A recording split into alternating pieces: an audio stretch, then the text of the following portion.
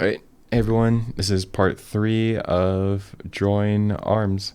And if you're new to this mini sort of series, I guess, or any of my more teaching or kind of explaining what I do for my own drawings, just kind of showing like how I go about drawing certain things.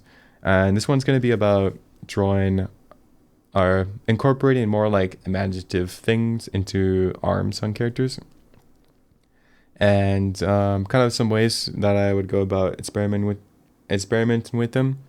And nothing I talk about is like the only way to do it. It's just kind of like an option. So yeah, this is what I showed in the previous two videos. So if you guys want to see, the first one was drawing them, all the arms out, and all of these anatomy ones. I'm not gonna go into like crazy detail on like the inner workings. It's more so like very I guess sort of how I use it, and kind of more trying to really incorporate like things as a whole and make them like very usable and easy to digest, so you guys can use them in your characters hopefully as soon as possible. So yeah. But yeah, and then I talked about in the second video, if you haven't seen that, about the shading. So yeah, we'll just move on in. All right, so this page I'll do more of some fantasy things. So I said I was gonna do a zombie, so well, zombie arm. So we'll do a zombie character. And kind of like how I talked about in the last one, I always like to unite sort of everything into one cohesive unit. So for this character, I'll do that. I'll sort of have it all together here. Since a lot of anatomy goes together, well, pretty much the whole body is all working together. And yeah, whenever I'm doing these angles, I'm never really comfortable with them, but I will just sort of like play around and mess around, and each one I guess get a little bit closer to kind of getting it a bit more accurate. So I'm not too worried if it's off or anything. Just kind of mess around and just play around with ideas, and within time just get a little bit better each time. But I want to more so focus on the arm of the zombie. So I have the character positioned more to the arm, and I'll have to remember not to make him too muscular, so I'll try to pull back on that. And then probably should have done a more front side, but I could show some of the elbow. Yeah, so if I was doing a zombie character, then I'll tend to show more of the bone, make some of the areas a bit like stringy.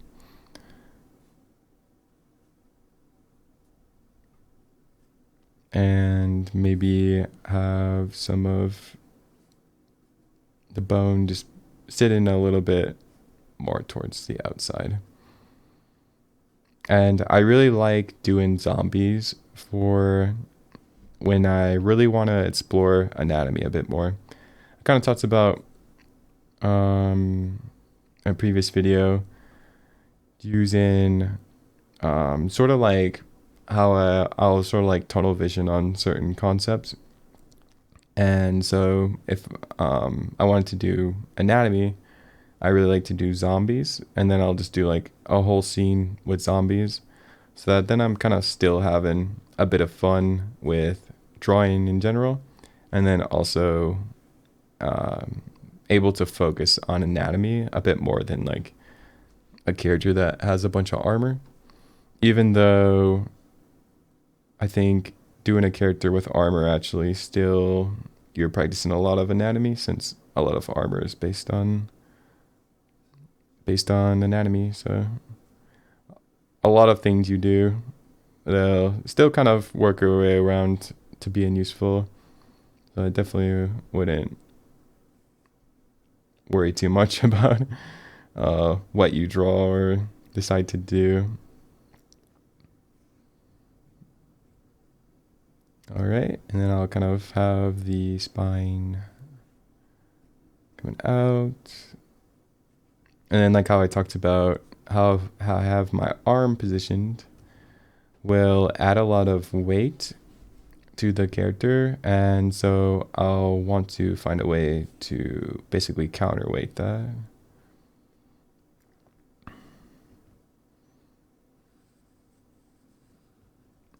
So we'll have something like this for his waist. And the waist really tells where the weight's being put on and sort of where I'll have the nets parts as well.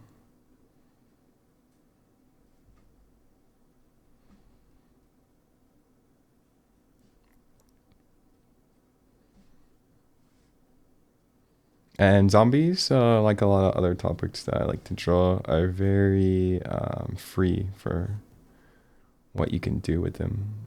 You can basically do whatever you want. You can change them up.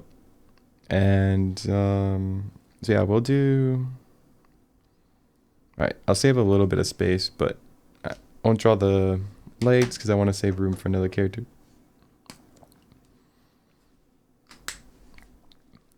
I will try to find a green quickly. All right.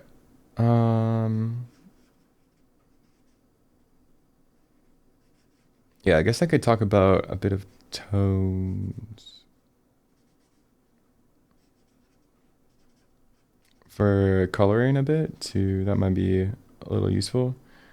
I don't use greens too much, unless I'm doing something that is a little bit like sick looking, like a zombie. But you could add a bit of green, I think, to the forehead or those areas on a face, and it might like very sparingly could add a bit of detail to your character.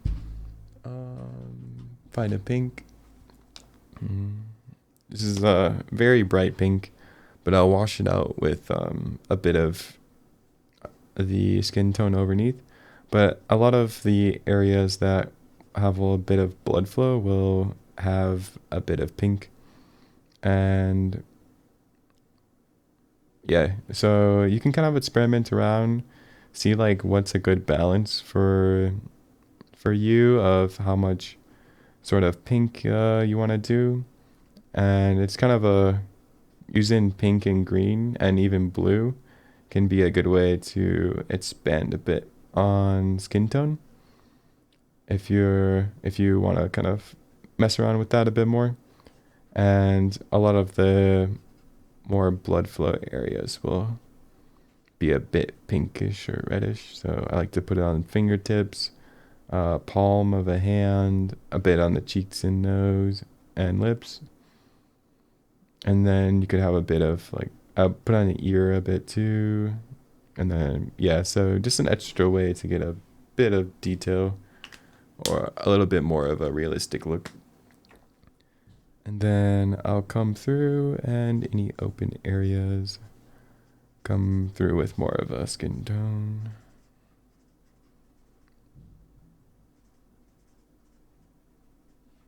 Probably should have left a bit of a highlight there, but it'll be all right.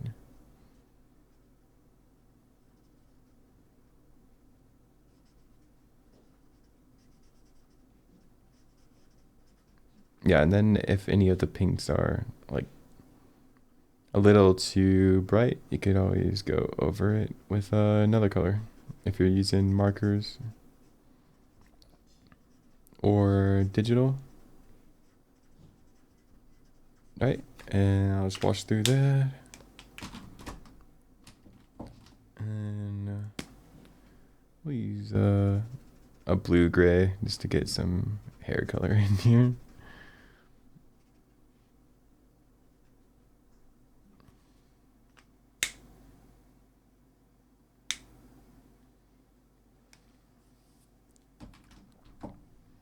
Right. I'll see if this marker works.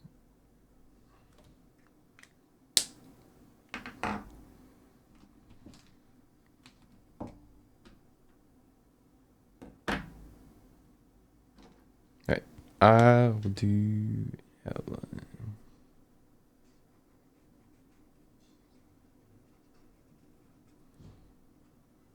I've been liking doing like a outline on the characters. It just kind of makes it a little bit more compact and together, so that doesn't fight as much with the white background. Alright, so that's like one way of doing a little bit more of a fantasy arm. I didn't get much of a front view, so it was a little bit harder. But yeah, there's a lot of different ways, and I could talk a little bit about some armor. I'll probably do a separate video of armor too. But a lot of armor that I draw is very... I like to think a lot about anatomy when I'm doing it as well. So if I'm doing some kind of, let's say, samurai, since I draw a lot of samurais, a lot of the armor goes with it. And armor is made to protect your anatomy. So we'll have an arm guard. And it goes it basically follows over the anatomy of the arm. And also an important thing is where the armor connects. So like samurai armor has a lot of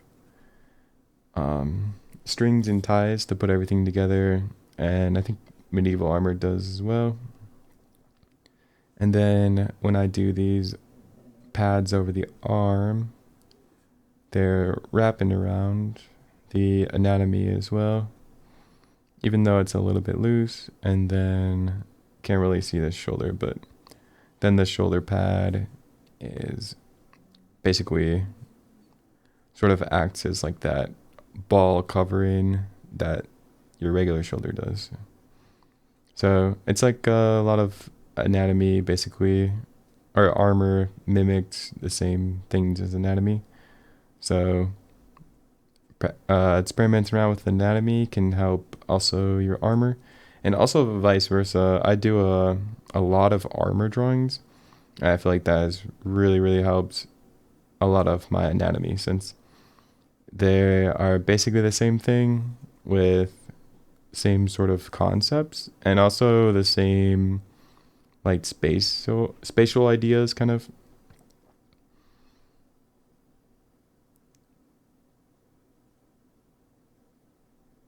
And even like a face mask follows the face.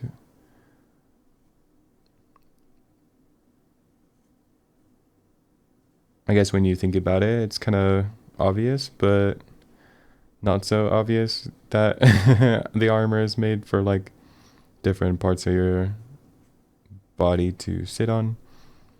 But yeah, it really follows a lot of the same things.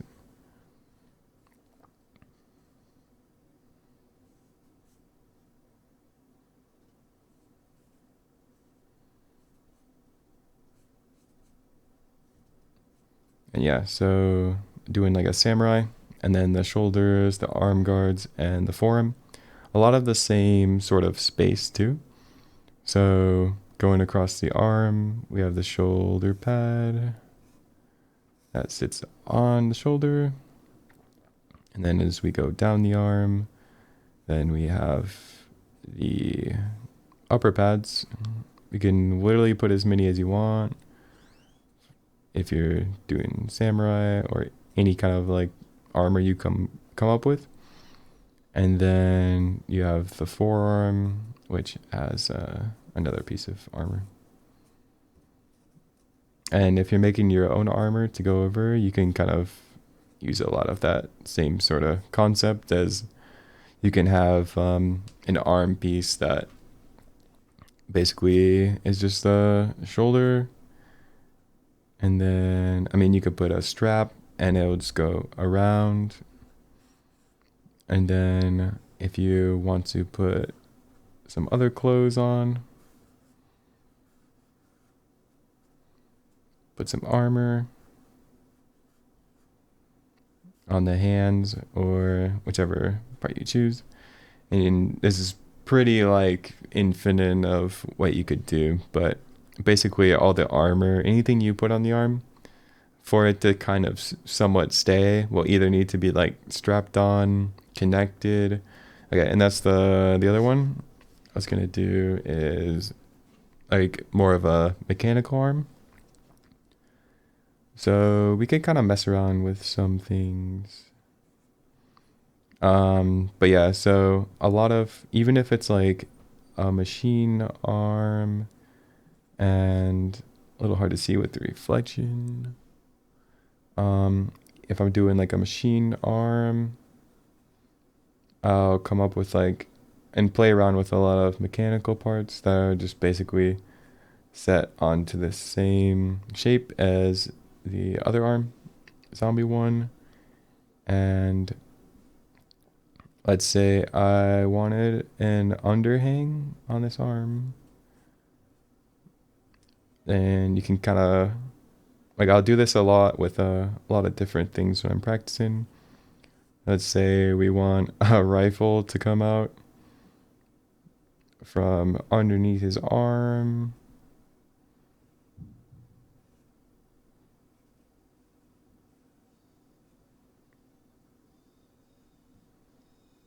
And then as I get lower, and a nice thing about doing the arms too is they're really good for basically knowing how everything else sits on it. So like for perspective wise, I have this arm here, and anything that is basically on this arm will sit in a very, very, very similar to the same sort of like area as the rest. So the gun is going to be like mimic how the forearm sits. And then it gives me a really good way of figuring out. Well, if a if a gun was under, I'll just draw the rest of it. I was gonna say if a gun was under his arm, he wouldn't need a handle and a stock, but I'll put it anyways just to kind of show. So yeah, kind of a little bit of an interesting idea. And if something's connected to the arm like that, especially like a metal piece, it'll sit right on top and basically be on the same sort of angle, if this sort of helps at all. But basically that same sort of plane, it will just follow through the hole.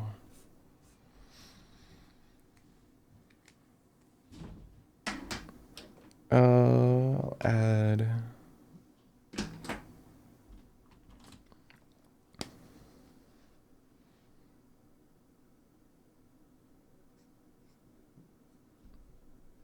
right, and I'll color this in so it's a little bit easier to see. My marker does smudge a bit.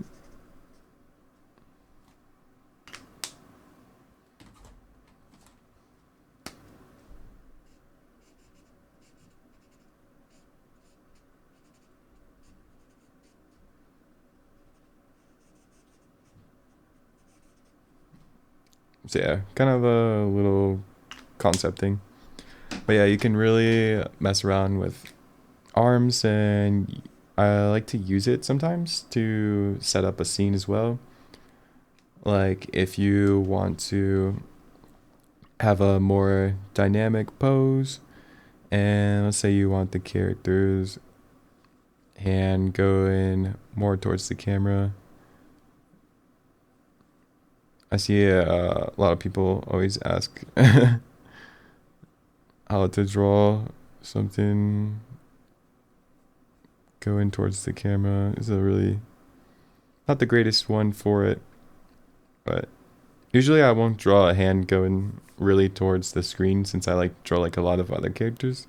So I'm really not that experienced in doing that pose.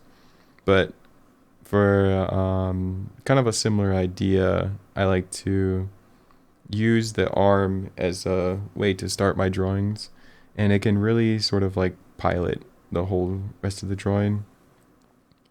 So like doing the arm here as the starting point on my character.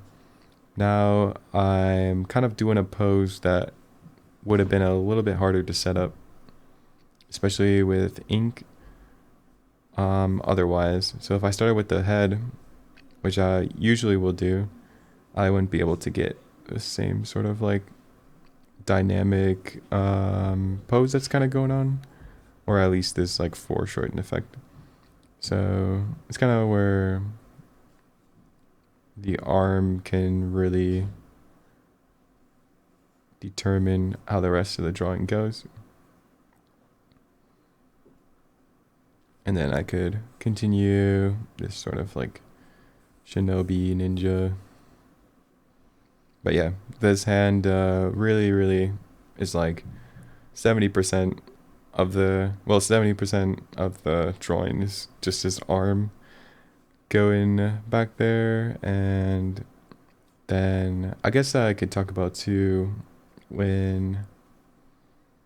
so if I have an arm that's here and sort of closer, then as I get further back, I could have another arm that is much further away, and this will make the arm over here look like it gets much closer.